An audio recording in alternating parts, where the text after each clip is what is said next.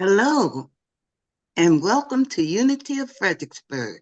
My name is Johnetta, and I am pleased to welcome all of you to the Unity of Fredericksburg weekly online gathering. At Unity of Fredericksburg, we are advancing the movement of spiritual awakening and transformation through unity, a positive path for spiritual living. We thank those of you watching on YouTube, live or later, and invite you to subscribe to our YouTube channel. If you are able to attend live, we encourage you to join us in the Zoom community room for the full Sunday service morning experience, including music, prayer, and connection. Our weekly newsletter includes the Sunday service link, and you can subscribe to receive that on our website at uofva.org. For everyone local to Central Virginia, Unity of Fredericksburg offers a variety of fun and enriching in-person gatherings every month. Subscribe to receive our weekly newsletter at ufba.org for all the details. Our message and meditation today comes from one of our favorite guest speakers, Reverend Dr. Raymont Anderson. Reverend Raymont is an ordained Centers for Spiritual Living minister and serves as the founding minister and the spiritual director of the Center for Spiritually Integrated Arts, which is a Centers for Spiritual Living teaching center. He brings his years of being a professional educator, visual artist, performer, ASL interpreter, author, and lover of comics and film to all areas of his life and his ministry.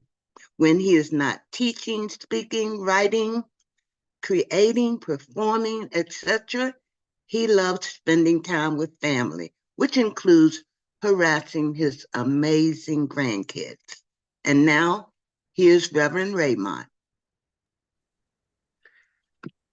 Good morning, everyone. Namaste and greetings, Unity of Fredericksburg. What's up, people? How is it going? So, first, Reverend Cheryl, thank you for the invitation to be with you all and, to share in this transformative moment in time, in space, in the divine. And so, if we are ready, well, you know what? Ready or not, here we come. So, let's go ahead and dive on in.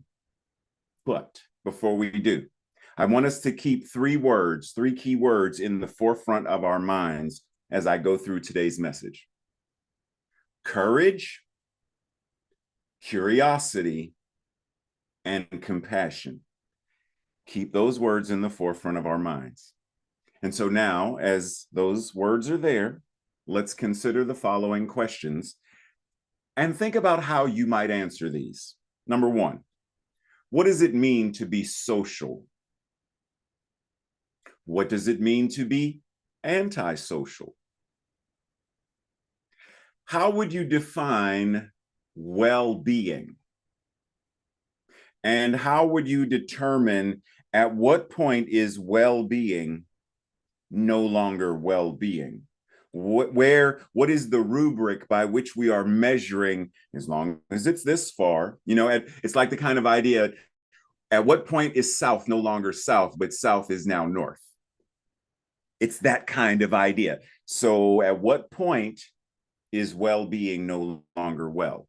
Now, the reason we're talking about this, social, antisocial, well-being, not so well-being, the opposite of well-being, is because there is this realm of relationship where we don't like people. There are certain people that they push our buttons, they trigger us, they make us feel, we have phrases like, oh, they just get under my skin. Is that right? So you're telling me that your grandmama is like a tick? Is that what you're saying? Because she gets under your skin? Well, it's anytime she talks about A, B, or C, it just rubs me the wrong way, right? Like we have all these kinds of phrases that reference this idea of it's them, they're the problem. If they would just stop doing what they're doing, then I would be comfortable, I would feel good, etc. And yet, in this expansiveness of what it means to be, what are we? You say we're what? We're human beings having a spiritual experience. Well, Reverend Ray always says we're spiritual beings having a spiritual experience that we call human. And within the scope of that, there is it's not comfortable. Relationships. So pause and breathe. And let those three words once again come to mind. Pause and breathe. Because we are in relationships. So let's ask, as it relates to people in relationships, and it doesn't matter what the relationships are, family, friends, associates, acquaintances, strangers, because we're still in relationship with them if we're honest and really dive deeper. When we're in these relationships, and there's this thing called uncomfortable. It's easy to say, they make me feel uncomfortable. But are we willing to go deeper and say, what is it about them? What is it about the relationship? What is beneath the surface that is really the thing that causes discomfort to surface? Because if we're not willing to go there, then we're not going to be able to heal what it means to be in relationship. And ultimately, God being all there is, then all of our relationships, Carl Sagan once said, you are the way that the universe knows itself. And in our language, we would say, our relationships, we are the way in which God meets God, has coffee with God, goes bowling with God, etc. So is it not in our best interest as these divine beings to work on our relationships with one another? And that means in order to do so, we are going to feel uncomfortable. What is it about these people? What is it about the relationships? What is it about whatever that pushes us into the realm of, oh, whoa, whoa, whoa, wait, I'm not comfortable here. I don't like. Breathe. Have you ever engaged in a conversation and someone says, there's three things we are never to talk about? What are those three things? Sex, money, and that P word, politics. We are not supposed to engage in conversation about these three things. But have we ever really, and I mean really, explored why not? Why are we not allowed, quote unquote, to engage in conversation about those three things? It's because those three things tend to polarize us. Those three things tend to drive a wedge between us. They segregate us. They separate us. They divide us. But why? Are we willing to really go into the, what is it about this that says we can't do this? We shouldn't do this. It has often been said that this time that we are in is one of the most polarizing and divisive times we have ever been in. And since we're in New Thought and we know that what we deal with is consciousness as cause, we simply can't stop with, well, we can't stop there. What is it in consciousness? What is causing this divisiveness? What is in consciousness? I'm not talking about those three words. I'm not talking about on the surface of what's causing them. I'm talking about in consciousness. What are the beliefs that someone has to have? What is the mental equivalent that someone has to have in order to create an other, in order to create a them? And when I say an other or a them, I mean to create the other and the them as though they are bad, they are wrong, they are whatever that is. They're on the other side of the train tracks. And not just the other side of the train tracks, they're on the wrong side. I'm talking about that. Are we willing to go into consciousness regarding that to identify, one, in consciousness, what created the train tracks? Two, in consciousness, what divided one side as the right side and one side as the wrong side in consciousness? What is the belief system? What is the mental equivalent that created that put that into motion? And if we are identifying that it is not effective, it is not the most life-affirming way to express our lives and our relationships, are we willing to change it? And changing it means we must engage in the practice of relationship around the things that make us uncomfortable. So that means engage in conversations. As metaphysicians, engage in conversations about the belief systems, the paradigms that create and promote racism, homomisia, transmesia, gender oppression, colorism, ableism, sizeism, etc. Have the conversations as metaphysicians to identify what is the mental equivalent regarding these things that is causing us to separate, segregate, and isolate. See, it's easy to talk about how COVID separated us. You got to be 7 feet away for safety purposes, wear a mask, isolated, segregated, separated. Yeah, I got that. And yet, once COVID and all of the things related to that started to dwindle, the emotional separation, isolation, and segregation continued. And for many, it continues now, especially when we get into the realms of all of the other quote unquote political things that we latch onto as the so-called reason. But it can't be the reason.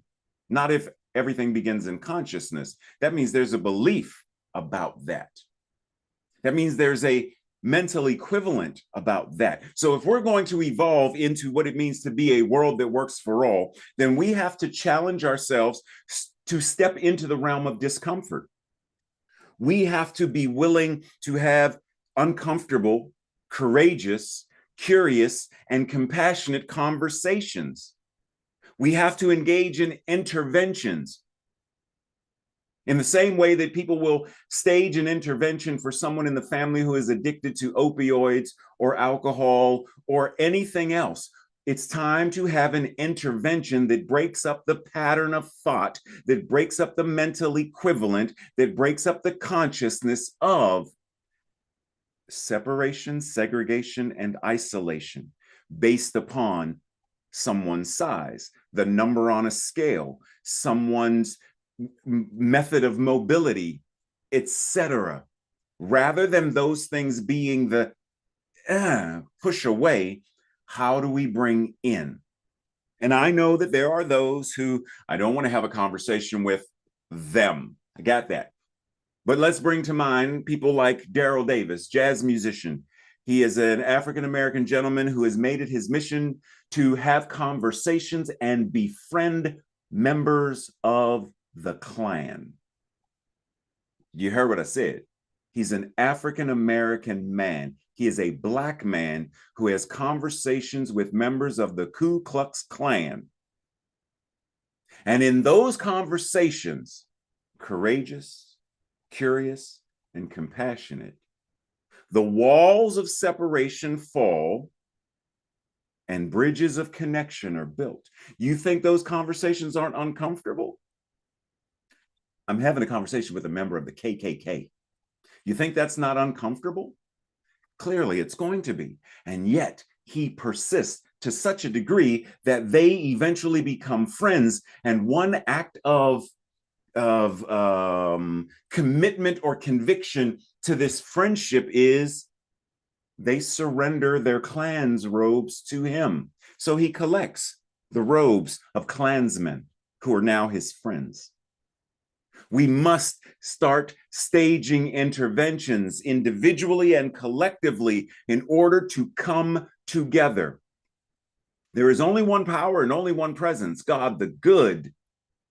If there's only one good, as Emma Curtis Hopkins said, my good is my God. The words are interchangeable. Then how do we start having conversations with those who we label as bad? Because they too are God incarnating. It's an uncomfortable concept. And yet Emma Curtis Hopkins also says that just because there is oneness and the absolute is God doesn't mean we don't still hold these people accountable. So no, it does not mean we run up to whomever this person is and be like, there's only love and kumbaya. Thank you, Mr. Racist, for hating me, but I love you. We're not saying that. We're not talking about metaphysical malpractice or spiritual bypass. We are talking about staging an intervention of consciousness that heals. And that is uncomfortable. But that is the work. Breathe. Because I know there are a lot of folks who love the idea that ignorance is bliss, and yet it is not. And we know this when it relates to things like termites in our home. No one's going to say, well, the termites are eating the foundation of my home, and I would rather not know. Well, eventually you do realize they're going to have enough of the eating in the house.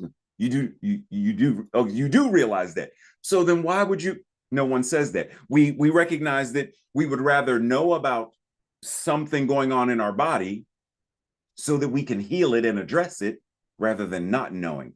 And yes, there is the level of I would rather not know because it's uncomfortable, but I'm talking about in order to actually be healthy, we want to know. If I live in an apartment building, would I rather be ignorant that there's a fire 2 floors up? I don't care. I'm perfect in my home and all is well. That has nothing to do with me. But it's still your apartment building. Breathe.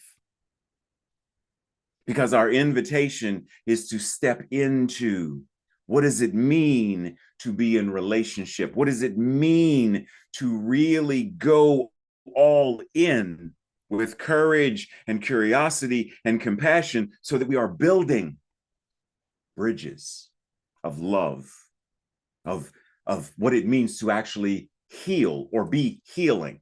See, healing in community means that we individually and collectively practice this idea that is within African, and it's an African concept, and it's within the African culture and the African American culture, and the word is Ubuntu, and it means I am because we are.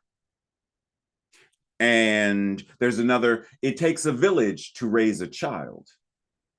Well, doesn't matter our age, we are all someone's children.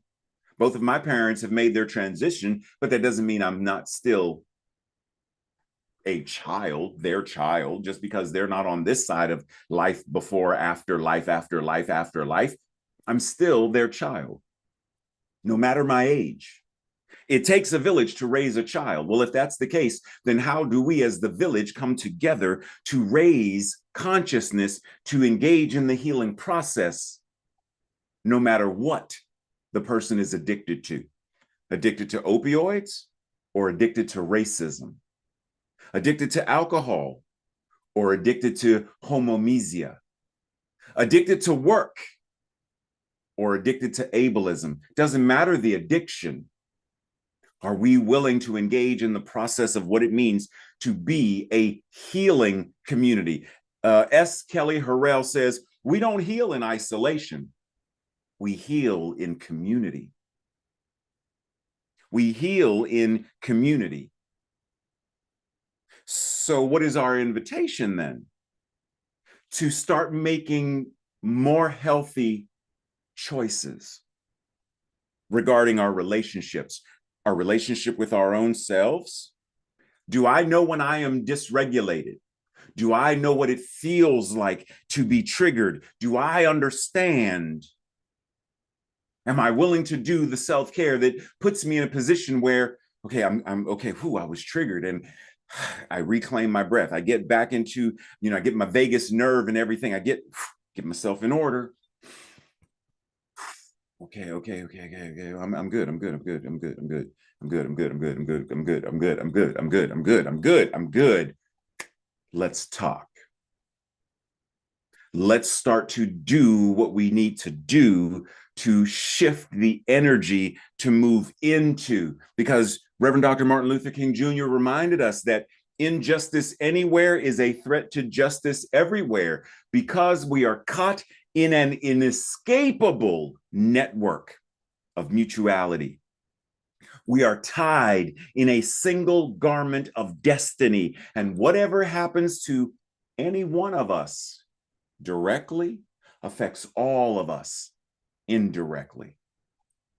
This is why Mamie Till Mobley said at one point after Emmett Till, her son, was murdered, she said, I was comfortable in Chicago. I had my own apartment and all was well till they killed my son down south. And I realized that whatever happens to any of us in the world had better be the business of all of us. We are intimately connected one to another. So our invitation, once again, individually and collectively, is how do we engage in the practice of consciously exploring what is my mental equivalent around whatever this uncomfortable thing is, this uncomfortable group, this uncomfortable concept, this uncomfortable, whatever that is. And how do I embody? When I was younger, there was a song sung in Sesame Street. Who are the people in your neighborhood? They're the people that you meet when you're walking down the street. They're the people that you meet each day. Are we willing to engage in this practice as 21st century New Thought Good Samaritans to recognize that the neighborhood is not just the area where we live, the neighborhood is this planet. And if we truly believe that there is only one presence and only one power that is active in, through, and as the universe itself, and my life, and your life, and all life, God the good, and that we believe that our essence is of God, therefore we are all inherently good, then how do we show up in the world? No matter how uncomfortable, to begin to shift consciousness. Breathe. And as we enter into that space of meditation, we enter it recognizing that, yes, we pray, but we pray as though we truly believe that our thoughts are prayers and that we are always praying. Pray like Frederick Douglass spoke of when he said, I prayed for my freedom for 20 years, but I received no answer until I prayed with my legs. Breathe.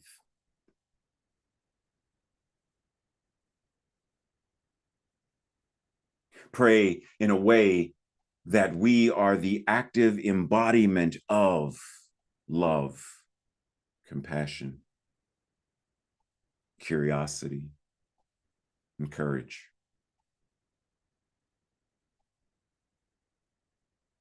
Breathe.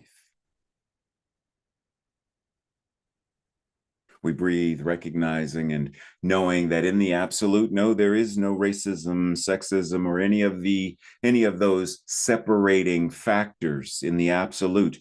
But in the relative, there is the experience of them.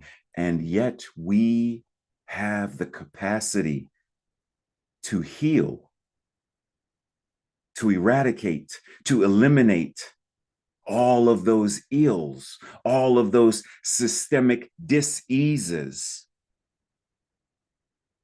No matter if it's a food apartheid, which denies people affordable, nutritious food, no matter if it's people who have no access to clean drinking water, no matter if it's war, it doesn't matter what the systemic ill is. We have a spiritual practice. We have a spirituality, a path that affords people a way to heal, to build, to come together. Breathe.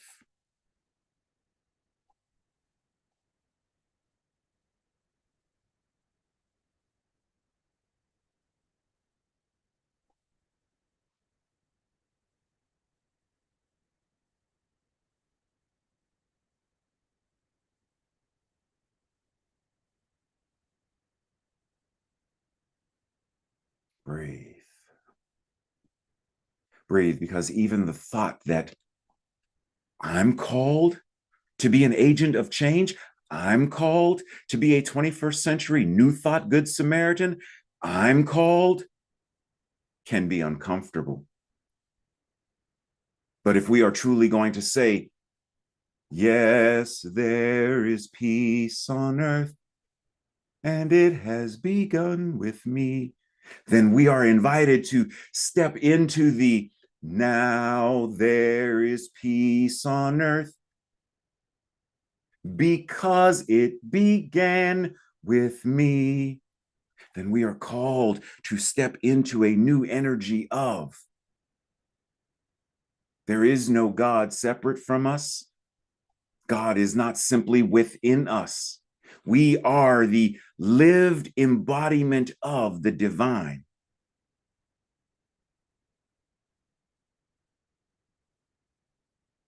We are the way in which God shows up. We are the way in which healing shows up. We are the ones we've been waiting for. Breathe.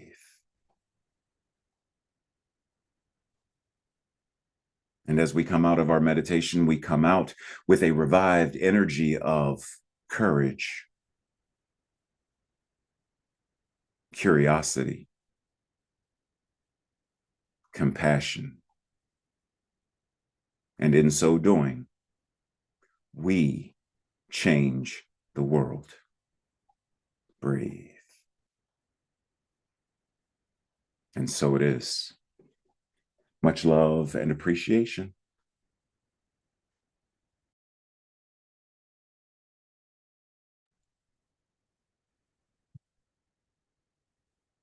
Thank you so much, Reverend Raymont. And thanks for watching the weekly broadcast from Unity of Fredericksburg. Visit our website, uofva.org, to learn more about our mission of spiritual awakening and transformation. And support our ministry with your financial donation. Thanks again for watching, and see you next time.